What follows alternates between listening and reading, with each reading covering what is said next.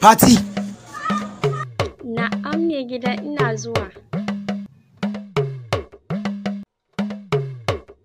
Kinga na fita.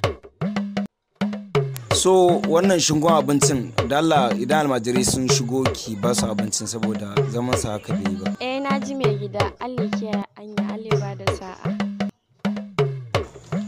To yanzu na ga lokaci ya kure. Ni kan ba zan wuce kawai. To mai gida bai. Akwai magana. Na ce akwai magana. Ya fito gana. Yo, Umar ya Hassan. Ta zai mai wallahi ta zai.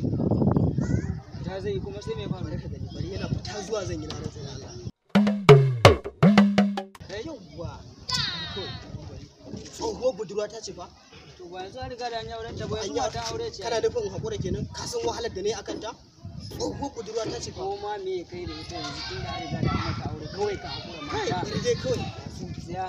Ne irin tsaya. Kai ka san wahalar da ne akan ta kuwa? Wannan ma ba ta lokacin da kaga muna zaune da kai yanzu lafiya kalau kaka je ka jawo mana wani bala'i kuma a ce ba wani mun fara yawo. Akwai magana. Na ce akwai magana. Ya fito gana. Fatima ɗanta ne. Tuga kofan ka shiga.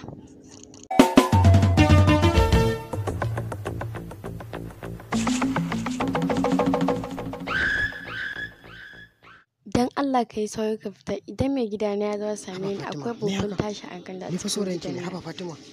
Dan Allah haba Fatima me haka ne? Inna lillahi wa inna ilaihi raji'un.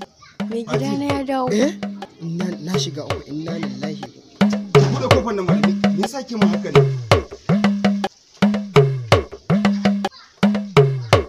Fati, wannan yau ko bace take yi ka.